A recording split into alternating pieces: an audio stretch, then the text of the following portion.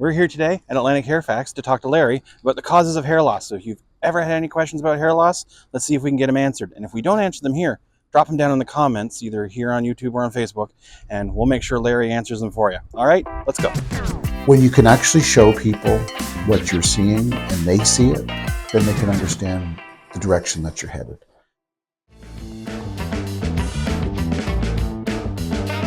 Some of the most common causes of hair loss are things, obviously there can be some deficiencies in their health, whether it be a thyroid condition or iron deficiency, these types of things. So these things are obviously important to address with your doctor, and usually do blood testing prior to coming to see us. Once things are ruled out, then generally people will come in and we kind of look at addressing the hair loss issue and fixing that, whether it be through a surgical option or a non-surgical option. Hair loss is certainly genetic. I mean, it has to do with DHT, which is something that is present in both men and women, actually, and this causes this DHT causes the hair to miniaturize. So when people come in to see me, I usually like to look at their hair and analyze how much hair is miniaturizing, which kind of gives us an indicator as to whether their hair loss is finished or whether it may continue. So this is a really good exercise to go through in consultation for sure.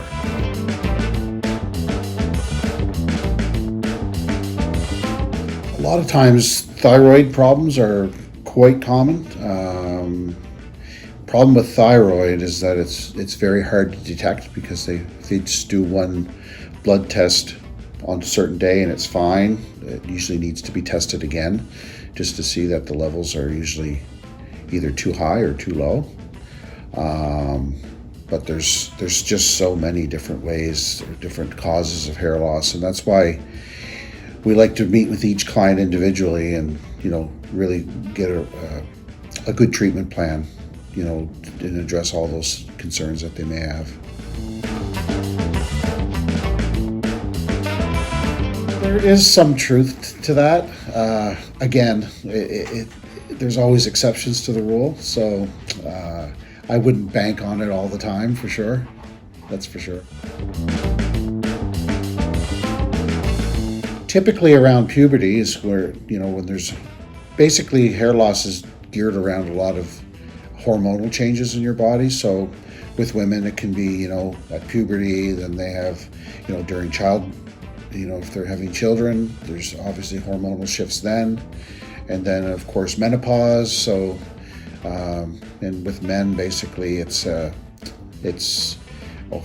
be hormonal as well, but there are medications, as I said before, that can help with that. But the thing that you have to understand is that, scientifically speaking, if it grows one hair, it's effective. And most people that try these medications never really truly get the amount of hair that they truly want.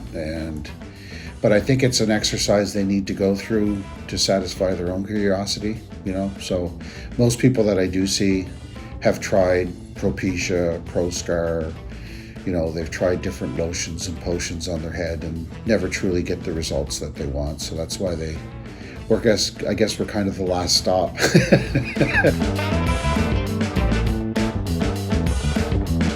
Not really, actually. In my own case, basically, by doing it early on, people are always a bit concerned that people are going to notice that there's a change or a shift or a difference. So the earlier you address it, the better, for sure. Makes the transition much easier. To speak to that, if you look at somebody who's been bald for most of their adult life, then they get hair. It takes a lot of guts to do that. So if you can do it early on and make the transition while you still have hair, it's certainly much easier psychologically. Well, stress does a lot of weird and wonderful things to our bodies. No question that it certainly can certainly contribute to some hair loss. There's no question. I've seen it many times. So obviously managing stress levels is something a person probably should learn to do. It's not just hair, it can be, different anxiety levels and so on and so forth. So scientifically speaking, I don't know that there's a lot of research to that effect, but it's certainly a role. It has its place for sure.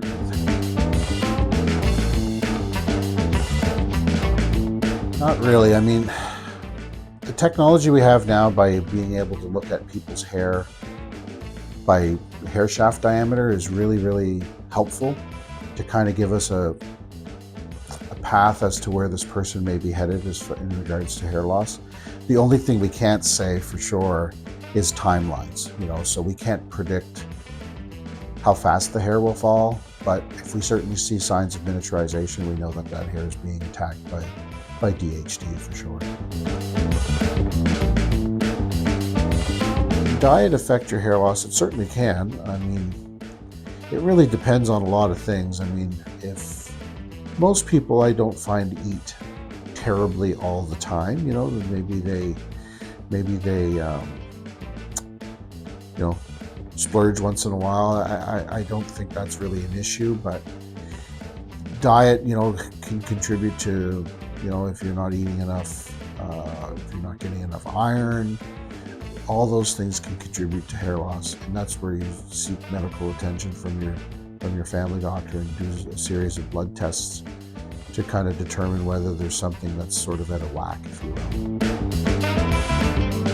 Known foods that you should avoid? Not really, but one thing that really works well for skin, hair, your fingernails is actually flaxseed oil, which is capsules that you can take. And again, these are all what we call the low-lying fruit, things you can try prior to coming in.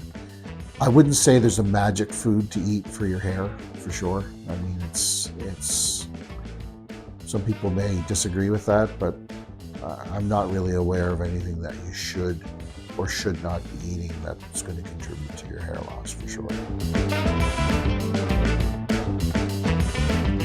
Frequent styling of your hair and washing your hair really has no effect on hair loss. The problem is, I hear it all the time when people are kind of worried to wash their hair because they see their hair fall out, so they tend to wash it less. The idea is that miniaturization of the hair happens regardless whether you wash your hair or not. So the hairs that are coming out are ones that are basically going to come out anyway, whether you wash your hair or not. So now, having said that, frequent styling, if you're using a lot of heat on your hair, if you're using a lot of hairsprays, which hairspray, by the way, has a lot of alcohol in it, which is a drying agent, so it can cause breakage of the hair. Don't see that generally very much with men, but mostly with women. But if your hair is breaking off, it's really important to understand that if the hair is breaking off, when you look at a hair under light, if you see a bulb at the end of it, then it's coming out from the scalp. If it's breaking off, then you shouldn't see a bulb on the end. And that's usually can be rectified with, conditioning the hair better, not using perm solutions and straightening irons every day, that sort of thing. Hormonal imbalances are something that we see a lot, mostly in women, to be quite honest. That's very important to, I can't help you a lot with hormonal things. Those are things that need to be done via blood testing and so on to make sure that your estrogen and testosterone levels are all in check.